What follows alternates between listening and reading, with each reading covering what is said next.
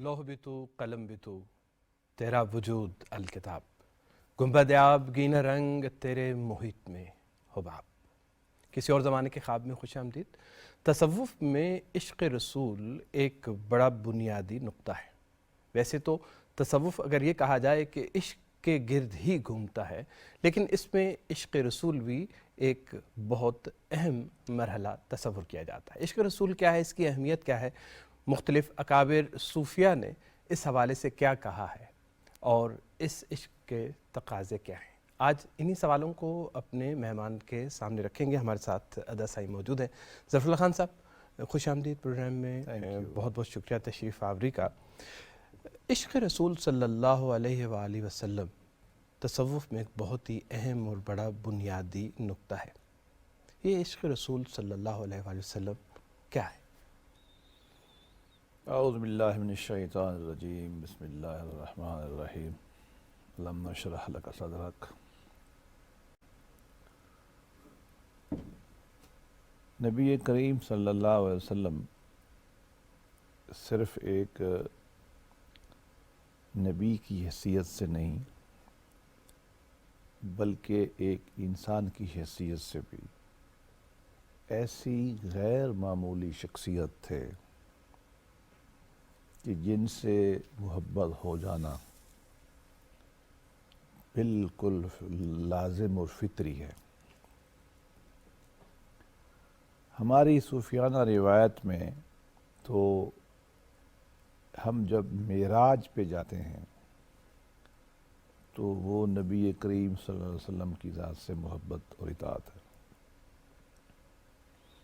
صوفیت کا کہنا یہ ہے کہ ہمیں خدا کا تعارف بھی نبی کی وجہ سے، ہم خدا کو الست بربکم کے حوالے سے تو شاید جانتے ہیں، مراد یہ ہے کہ ہماری شخصیت کے اندر ایک الوہی شعور پایا جاتا ہے جو ہم نے خدا سے ایک وعدہ کیا تھا، لیکن خدا کیا ہے، کہاں ہے، کیسا ہے، یہ اگر کسی انسانی ذریعے نے، ہیومن میڈیم نے ہمیں بتایا ہے تو وہ ہمارے لیے نبی کریم صلی اللہ علیہ وسلم، اگرچہ ہمارے لیے اس سے مراد یہی ہے کہ آدم علیہ السلام سے لے کر نبی کریم صلی اللہ علیہ وسلم تک سارے میڈیم ہیں، ہمارے لیے یہ میڈیم ہے۔ تو ایسا شخص جو کائنات کی حقیقت مطلقہ سے آپ کا تعارف کرائے، آپ کو یہ بتائے کہ آپ کون ہیں، کہاں سے آئے ہیں، آپ نے کہاں جانا ہے، فلسفے کی زبان میں گویا کہ وہ آپ کی آنکھ بھی ہیں، آپ کی کان بھی ہیں، آپ کی سب کچھ وہی ہے۔ اس لیے ہم یہ کہتے ہیں کہ مصطفیٰ برساں خویش را کے دین ہم اوست، نبی کریم صلی اللہ علیہ وسلم تک اپنے آپ کو پہنچاؤ کہ دین صرف اور صرف وہی ہے، پورے کا پورا بھی وہی ہے۔ ایک مفہوم میری رائے میں یہ بھی ہے، اور صرف وہی ہے، صرف اور صرف، یہ بہت اہم ہے۔ گرچہ باؤ نہ رسیدی، اگر آپ تک نہیں پہنچتے تو پھر کیا ہے؟ تمام بولا ہے بیست، یہ پھر اسلام نہیں ہے۔ میں اس کی ایک مثال دوں، ایک آدمی کہتا ہے کہ میں مغرب میں 6 رکعت نماز پڑھوں گا، مجھے بہت اللہ سے محبت آئی ہوئی ہے اور میں نے آج بہت نماز پڑھنی ہے اور میں 6 پڑھوں گا۔ میں اس کو سادہ لفظوں میں کہوں گا کہ آپ اللہ والے نہیں ہیں، آپ شیطان ہیں۔ کیوں؟ اللہ والے ہونے کا معیار کیا ہے؟ محمد مصطفیٰ صلی اللہ علیہ وسلم، بس آپ نے 3 پڑھی۔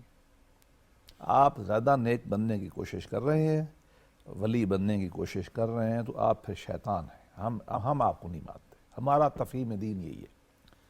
تو گویا کہ نبی کریم صلی اللہ علیہ وسلم ہمارے شعور کی بنیاد بنتے ہیں، اور اس کے بعد چونکہ ہم ان کو سب شے سمجھتے ہیں اپنی، لہذا جس کو ہم سب شے سمجھتے ہیں اس کے ساتھ انس اور عشق ہونا ایک فطری سی بات ہے۔ یہ تو آپ کی ایک فلسافیکل تعبیر ہے۔ ٹھیک۔ اچھا آپ نے جو کہ اشارہ کر دیا اس بات کی طرف میں چاہ رہا تھا کہ تھوڑا سا یہ جو ٹرانزیشنل فیز ہے کہ فنا فی الشیخ سے فنا فی الرسول کی طرف جو سالک ہے اس کو رہنمائی کی جاتی ہے، یہ کیسے اور کس طریقے سے ہوتا ہے اور کب یہ محسوس کیا جاتا ہے کہ اب اگلے مرحلے میں داخل ہونا ہے، یا کیا یہ ایک ہی وقت میں بھی دونوں ہو سکتے ہیں؟ عام سالک کے لیے یہ راستہ اختیار کیا جاتا ہے کہ ایک آدمی دین سے زیادہ مانوس نہیں ہے، اللہ کے نبی سے زیادہ مانوس نہیں ہے، وہ ایک استاد کے پاس آتا ہے جو شیخ ہے، وہ اس سے قربت اختیار کرتا ہے، تو پہلے تو وہ اس شخص کے سحر میں آ جاتا ہے، یقیناً اس کے لیے وہ ایک مسٹیکل سی شخصیت ہے، تو وہ ایک کیفیت فنا فی شیخ کی کہہ لیں۔ لیکن اگر شیخ اس کو وہیں رکھے گا کہ میری رات میں فنا ہو جاؤ، تو وہ اسلام نہیں ہے، وہ اس کو یہ لازم ہے کہ وہ اس کو راستہ دکھائے آگے کا۔ یہ ایک مرحلہ ہے جس پہ رکنا وہ صرف تعلق کا مرحلہ ہے، تعلق کا، بس اس سینس میں آتا ہے کہ آپ نے اس کی بات ماننی ہے، سبمیشن کرنی ہے، شیخ کو اس کی بات ماننی ہے، اور جو اچھائی کرتا ہے کہتا ہے وہ کرنی ہے، جو برائی سے روکنا ہے، لیکن اس کے لیے لازم یہ ہے کہ اس کو اپنی ذات میں نہ جوڑنے دے، وہ اس کو آگے لے جائے۔ آگے کیا ہے؟ مقصود تو خدا ہے نا، لیکن راستہ نبی کریم صلی اللہ علیہ وسلم کا اس کو وہاں وہ لے جاتا ہے۔ لیکن یہاں ایک بات بہت ضروری ہے کہ یہ ہر ایک کے لیے ضروری نہیں ہے۔ اس کی کلاسیکل مثال میں آپ کو دوں، ہندوستان کے دو بڑے صوفی گزرے ہیں، سید احمد شہید بریلوی جو مئی 1831 میں یہ بالا کوٹ میں شہید ہوئے۔ شاہ ولی اللہ ہماری روایت کے بہت بڑے آدمی، شاید غالباً ابن تیمیہ کے بعد وہی آدمی ہے، اور ایسا آدمی ہے جس کو مختلف مکاتب فکر اپنا مان لیتے ہیں، بڑے مجتہد ذہن کے آدمی تھے۔ ان کے خانوادے سے کہلیں شاید پوتے تھے اسماعیل شہید رحمۃ اللہ علیہ، باوجود تمام وہ کنٹروورسیز کے وہ فنڈامنٹلی تو صوفی تھے، عالم بھی تھے، صوفی بھی تھے۔ وہ جب انہوں نے آ کے احمد شہید کے قریب آئے اور جہاد کی بیعت کرنے لگے، تو احمد شہید تو کلاسیکل صوفی تھے، تو انہوں نے کہا کہ بھئی آپ کو پہلے تو تصور شیخ کرنا پڑے گا، آپ کو میرے بارے میں اچھی رائے بنانی پڑے گی اور میری باتیں ماننی پڑیں گی، اور اس کے بعد آپ جائیں گے فنا فی رسول، یہ تصور رسول میں جائیں گے صلی اللہ علیہ وسلم۔ تو انہوں نے بڑی عجیب، انہوں نے کہا دیکھو میں تو اس کو شرک سمجھتا ہوں، عالم تھے نا بہت بڑے، انہوں نے کہا میں آپ دیکھو استاد میرے اپنی جگہ پر ہے، لیکن جو مقام عام لوگ فنا فی شیخ کے معنی میں لیتے ہیں یہ تو شرک ہے۔ احمد شہید نے فوراً کہا کہ یس یہ آپ کے لیے نہیں ہے۔ مطلب کیا ہے؟ یہ اصل میں کامن مین جو ہے نا، اس کو پہلے تو اپنی طرف جوڑتے ہیں، اس کے بعد آگے لے جاتے ہیں، لیکن یہ بڑوں کے لیے نہیں ہے، یہ علماء کے لیے نہیں ہے، یہ خواص کے لیے بھی نہیں ہے، جو آلریڈی سمجھتے ہیں کہ شیخ کا مقام صرف ایک استاد کا ہے، ان کے لیے یہ مقام نہیں ہے۔ تو لہٰذا پہلی بات تو یہ کہ یہ درجے ہونا ضروری نہیں ہے، اس سے ثابت ہوا۔ اچھا، یہ روایت ہے، ہمیں مخالفت نہیں کر رہا ہے اس کی، لیکن اس سے دوسری بات بھی ثابت ہوئی کہ ایک ہی وقت میں اگر آپ چاہیں کہ میرے تصور شیخ نہیں کرنا، تصور رسول میں چلے جائیں، مطلب یہ کوئی اتنی بڑی سخت بات نہیں ہے۔ نہ ہی یہ روایت ہمارے تمام کلاسیکل صوفیاء میں تھی، لیکن یہ چونکہ چل پڑی ہے، ہم اس روایت کو اس لیے اس کی تفہیم کرنے کی کوشش کر رہے ہیں۔ صحیح۔ تو گویا کہ تصور شیخ کا ہونا تصور نبی صلی اللہ علیہ وسلم کے لیے لازم نہیں ہے، لیکن عام آدمی کے لیے ایک راستہ بن جاتا ہے، سادہ سی بات ہے۔ لیکن دونوں کیفیتیں ایک وقت میں بھی ہو سکتی ہیں کہ آپ شیخ سے بھی محبت رکھیں، لیکن ایک لازم ہے کہ وہ محبت کم درجے کی ہو۔ نبی کریم صلی اللہ علیہ وسلم سے جو آپ محبت رکھیں گے وہ پھر بڑے درجے کی ہونی چاہیے، ورنہ نہیں۔ کیا یہ بھی ممکن ہے کہ کوئی آدمی براہ راست ہی مرحلہ فنا فی الرسول کی طرف راغب ہو جائے اور بظاہر وہ کسی شیخ کی اس پیروی میں یا اس کی اقتداء میں نہیں ہے؟ بالکل ممکن ہے۔ دیکھیے یہ تو اللہ بنیادی طور پر تو ہمارا عقیدہ یہ ہے کہ یہ معاملات اللہ کے اختیار میں ہے، یہ فیصلہ تو اللہ نہیں کرنا ہے نا۔ اگر وہ مجھے براہ راست اپنی ذات کا عرفان دے دے اور اپنی ذات کی بجائے ساتھ ساتھ نبی کریم صلی اللہ علیہ وسلم کی ذات کا عرفان دے دے، عرفان سے مراد محبت و اطاعت ہے، وہ دے دے تو ٹھیک ہے، اور ہے لوگ بہت بڑے لوگ ہیں۔ اب آپ دیکھیں نا، میں منصور حلاج ایک کنٹروورشل ہے ہمارے ہاں، لیکن حلاج کے بارے میں ہم یہ نہیں کہہ سکتے کہ اس نے فنا فی شیخ کا مقام طے کیا ہے۔ تو براہ راست وہ گیا مختلف شیوخ کے پاس، پتہ ہی ہے آپ کو، مثلا حضرت قاسم جنید بغدادی رحمۃ اللہ علیہ نے ان کو اپنا مرید بنانے سے انکار کر دیا تھا، ان کو معلوم تھا کہ یہ ایک اور طرح کا آدمی بڑے شیوخ کے ساتھ رہا ہے، اپنے ان کے سسر بہت بڑے شیخ تھے، خود بہت بڑے شیخ اپنے زمانے کے، مطلب بڑے، لیکن نہیں ہوا، کیونکہ اس کی شخصیت میں اللہ سے تعلق اس طرف اتنا جذب تھا۔ دیکھیں ہوتا کیا ہے، جو سورج دیکھ لے نا ظاہر اس کے لیے تارے پہ کھڑنا ممکن نہیں ہے، جو تارا سمجھ جائے نا وہ ٹمٹماتے چراغ پہ نہیں آئے گا۔ کسی بھی شیخ کی حیثیت تمام ادب کے ساتھ اس موم بتی سے زیادہ نہیں ہے، اس کے مقابلے میں نبی کریم صلی اللہ علیہ وسلم کی حیثیت نہ ایک 14ویں کے مہتاب کی سی ہے، جس کے سامنے وہ حیثیت ہی کوئی نہیں اس کی، اور اس کے مقابلے میں اللہ کی حیثیت جو ہے وہ بہت بڑے بے پناہ سورج کی ہے۔ اب یہاں جو ہے شعراء کو اگر آپ لے آئیں نا جی تو وہ اس مسئلے کو حل کرتے ہیں۔ علامہ اقبال رحمۃ اللہ علیہ نے اس مسئلے کو بہت حل کیا ہے۔ تصور شیخ کو اور تصور نبوت کا جو ریلیشن شپ ہے نا، میرا خیال میں اس سے بڑی فرق مراتب کسی صوفی نے بیان نہیں کیا جو ہمارے شیخ حضرت اقبال نے بیان کیا۔ میں تو حضرت شیخ کو اپنے سلسلے کا استاد سمجھتا ہوں۔ دیکھیے ہماری روایت میں دو بڑے صوفی ہیں، کلاسیکل صوفی جو پول ہیں علمی دنیا میں، جو حالت سکر میں لوگ رہتے ہیں، وجد میں رہتے ہیں، مستی میں رہتے ہیں، اللہ کی یاد میں فنا رہتے ہیں، ان کے امام بایزید بستامی، اس سے کوئی جواب نہیں، اس سے کم بڑا کوئی بندہ ہم نے نہیں دیکھا۔ دوسری روایت جو صحب میں ہے، جو ہوش میں رہتے ہیں، جو بہت بڑی صوفیانہ، ان کے امام کون ہیں؟ جنید بغدادی، حضرت ابو القاسم جنید بغدادی رحمۃ اللہ، اس میں کوئی شک نہیں۔ اب یہ دو ہو گئے پول بڑے امام، اب ان کو لے جاؤ حضور کے سامنے، پھر ہم دیکھتے ہیں کہ وہ کیا ہوتا ہے۔ اس کیفیت کو اقبال نے بیان کیا، نفس گم کردہ می آیات جنید و با یزید اینجا۔ پہلا مصرع آپ کے ذہن میں ہے نا، ادب گاہیست زیر زمان زیر آسمان العشق نازک تر، العرش نازک تر۔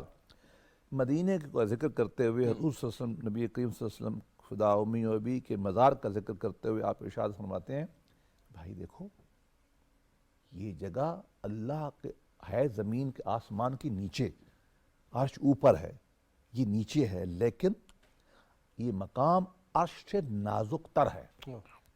اب دلیل دیتے ہیں کتنا نازک تر ہے، کہ بھائی تم امام میں مانتے ہو جنید رحمۃ اللہ علیہ کو، تم امام مانتے ہو بایزید کو، وہ جب یہاں آتے ہیں نفس گم کر دے، ان کا نفس گم ہو جاتا ہے۔ اگر آپ مجھے اجازت دیں تو ہمارے کلوکیل لینگویج میں کہتے ہیں ان کی شٹی گم ہو جاتی ہے۔ یہ تمام کائنات کے سب سے بڑے صوفی جس کو آپ اپنا ذات فنا کرنا چاہتے ہیں، اس کی اپنی کیفیت یہ ہے کہ یہ فرقے مراتب بڑا لازم ہے۔ ہمارے ہاں بہت سارے صوفیاء سے ہماری بات ہوتی ہے، وہ ہر وقت اپنے شیخ کا ذکر کرتے ہیں، نہ ان کے منہ سے اللہ کے نبی کا نام آتا ہے، نہ اللہ پاک کا آتا ہے۔ ہم ان کو ادب سے کہتے تو ہیں، کہنا چاہتے ہیں کہ بھائی یہ دیکھو یہ ایک مرحلہ ہے، آپ ادھر نہ رکے، یہ تو ایسا ہی ہے جیسے آپ نے پرائمری پاس کر لی، اصل درد تو وہ ہے۔ دیکھیں شیخ ہوتا کیا ہے، اگر کوئی مسلم روایت میں اگر کوئی شیخ اللہ کے نبی صلی اللہ علیہ وسلم کی کسی محبت و تعارف نہیں سکھاتا، وہ شیخ تو نہیں ہے، وہ لوگوں کو اپنی طرف بلاتا ہے، وہ دجال ہے۔ میں تو اس سے کم اس پہ لفظ استعمال کرنے پہ تیار نہیں ہوں۔ ہماری روایت میں صرف ایک ہے، وہ اللہ کے نبی ہے، نہ ان سے ایک قدم آگے نعوذ باللہ کہ میں نے 6 رکعتیں پڑھنی ہیں اور میں نے ساری رات جو ہے یہ کرنا ہے، نہیں، اللہ کے نبی نے جو کیا وہ کیا ہے، معیار ہے، نہ اس سے اوپر نہ یہ الگ بحث ہے کہ اپنے قدم سے آگے نہیں بڑھانا، یہ بھی تصور کی حد تک ساتھ ہم آگے جا ہی نہیں سکتے، آگے تو شیطان ہی کہے گا نا میں جاتا ہوں، معیار وہی ہے بس، اس سے آگے نہیں ہے۔ اچھا جب بات عشق کی آتی ہے تو کہا تو یہ جاتا ہے کہ عشق ایک ایسا عمل ہے جو کہ بے اختیاری عمل ہے۔ کیا عشق رسول صلی اللہ علیہ وآلہ وسلم بھی ایک ایسا ہی عمل ہے یا نہیں؟ اس کے لیے باقاعدہ کوشش کرنی چاہیے۔ عشق کے دونوں پہلو ہیں، ایک عقلی عشق ہوتا ہے اور ایک جذباتی عشق ہوتا ہے۔ مثلا 4 ہمارے بچے ہیں، والد کی پوری ایماندارانہ کوشش ہوتی ہے کہ چاروں سے ایک ہی محبت کرے، لیکن بعض اوقات ایک بچے سے زیادہ ہو جاتی ہے، یہ ہے نا؟ جی کیوں؟ وہ ہو سکتا ہے بچہ زیادہ پیار کرتا ہو آگے سے، ہو سکتا ہے اس کا مزاج اچھا ہو، یہ تو انسانی فطرت کا حصہ ہے نا۔ ہمارے 4 دوست ہیں، ہم سب کا ادب ایک جیسا کرتے ہیں، عقلی عشق ایک جیسا ہے، کھانے میں اکٹھا بلاتے ہیں، آنا جانا، دوستی محبت، لیکن تعلق کی نوعیت، ایک تھے مختلف کیفیت اس کی۔ نبی کریم صلی اللہ علیہ وسلم نے مختلف صحابہ کے بارے میں اپنے تعلق کا مختلف اظہار کیا، یہ فطری سی بات ہے۔ اس لیے عقل جو ہے نا، دیکھیں ہم پر لازم کیا ہے، عقلی عشق تو ہم پہ لازم ہے نا، اس پہ کمپرومائز نہیں ہو سکتا۔ اگر عقلی عشق نبی پاک صلی اللہ علیہ وسلم سے نہیں کریں گے آپ مسلمان نہیں ہو سکتے، آپ پھر کسی اور درجے کے انسان ہیں۔ لیکن آپ کے عشق کی درجہ بندی کیا ہے، جذباتی عشق کی، وہ آپ کا اللہ کا دین ہے یا آپ کی کوشش ہے؟ تو عشق عقلی بھی ہے، جذباتی بھی ہے، اور ہمارا جو صوفیانہ مزاج ہے نا، وہ عقلی عشق تو ہم اس کو پرزیوم کرتے ہیں، وہ فلسفے کی زبان میں پریری ہے، وہ تو ہے ہی ہے نا، آگے ہم نے بڑھنا ہے۔ وہ عشق کیا ہے؟ وہ عشق ہمارا جذباتی حیثیت کا کیا ہے کہ بس وہ سیاہ کہہ دیا تو سیاہ ہو گیا، آپ نے سفید کہہ دیا سفید ہو گیا، اپنی من ختم۔ مثلا اس کی کلاسیکل مثال دیکھیں، بعض لوگ کہیں گے کہ شاید یہ روایت صحیح نہیں ہے، میں اس بحث میں نہیں جاتا، میں اس کو واضح کر دوں کہ صوفیانہ لٹریچر میں بہت ساری چیزیں آپ کو ملتی ہیں جو علاماتی نوعیت کی ہوتی ہیں، جن میں آپ کو ایک فقیہ کی حیثیت سے ترازو لے کے پیمائش نہیں کرنی۔ فقیہ تو اور مطلب میں قانون کی زبان، اس کا معیار مختلف ہے، تصوف ایک بالکل کیفیت ڈیفرنٹ ہے، اس کے معیارات بھی ڈیفرنٹ ہیں، ہمیں سمجھنا چاہیے۔ فزکس کے اصول آپ نفسیات میں نہیں لگا سکتے، نفسیات کے اصول آپ فزکس میں نہیں لگا، دونوں حماقت کریں گے بالکل صحیح، علمی لحاظ سے۔ ایک کی زبان، میتھڈ، یہ علمی لحاظ سے ایسا ہی ہے۔ بالکل ٹھیک، لٹریچر کا آدمی کو آپ سائنس میں لے جائیں، سائنس یہ بات نہیں ہے۔ نہیں صحیح۔ تصوف میں ایک روایت آتی ہے غالباً جنید حضرت باعث گستامی رحمۃ اللہ علیہ سے، کہتے یہ ہیں کہ آپ نے زندگی بھر خربوزہ نہیں کھایا۔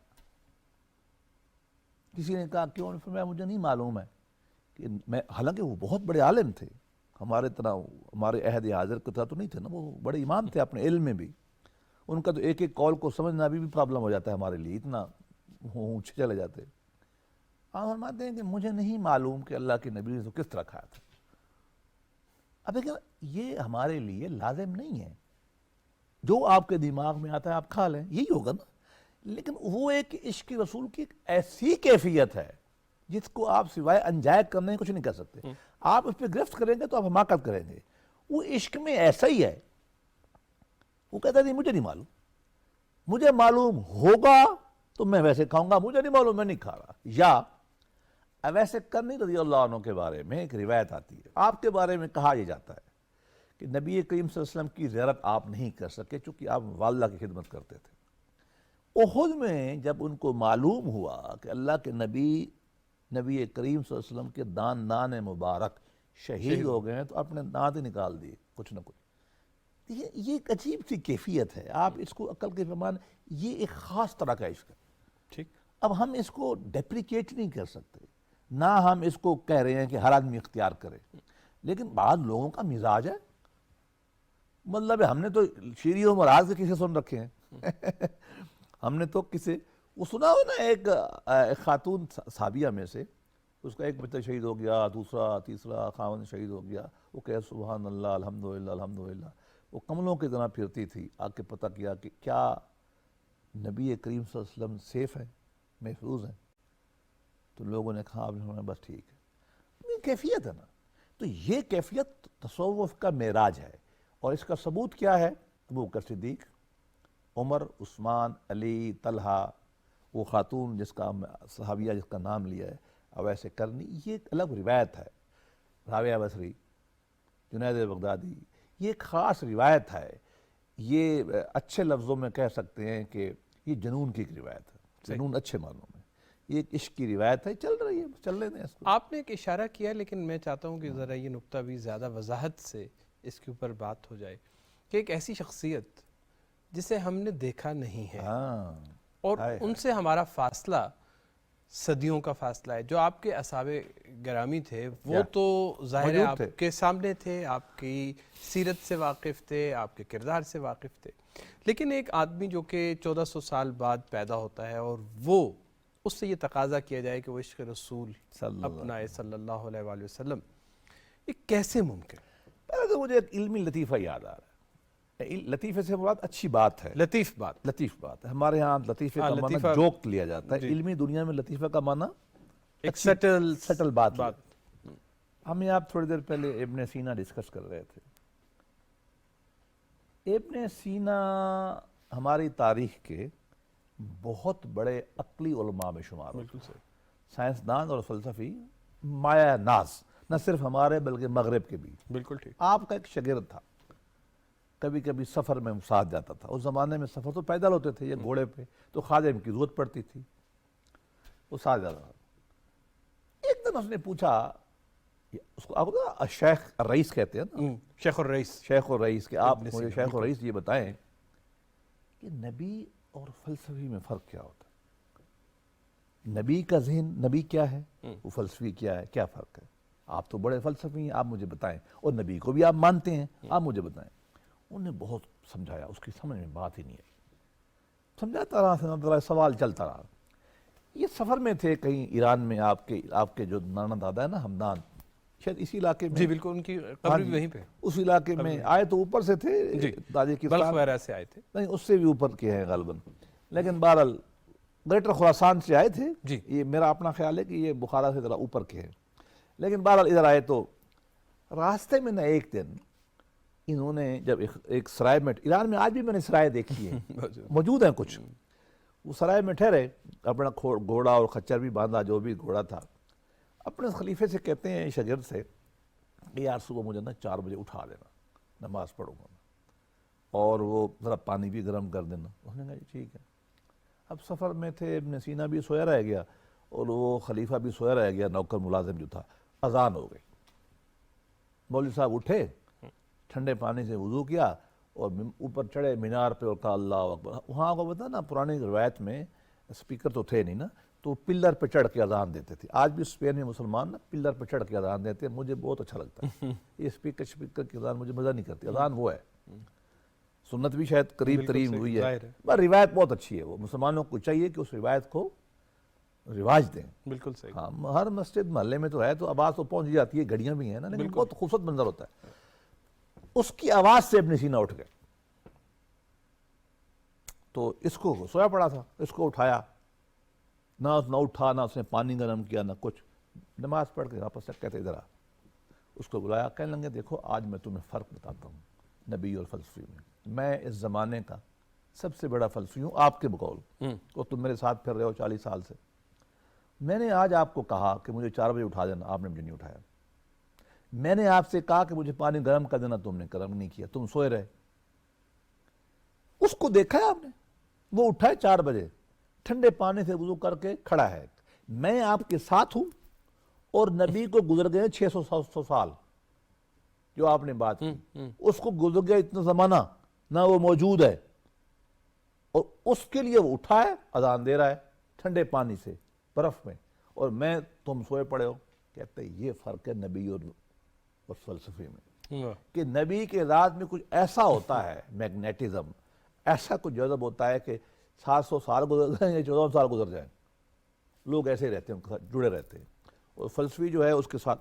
تو یہ جو عام آپ نے بات کی نا، دیکھیے آپ کی ذات کا جو اخلاقی میگنیٹ ہے نا، اگر آپ مجھے کہیں کہ جو ان کا ایک اخلاقی مقناطیسیت ہے، وہ اتنی زیادہ ہے کہ وہ وقت اور زمانے سے بے نیاز ہے.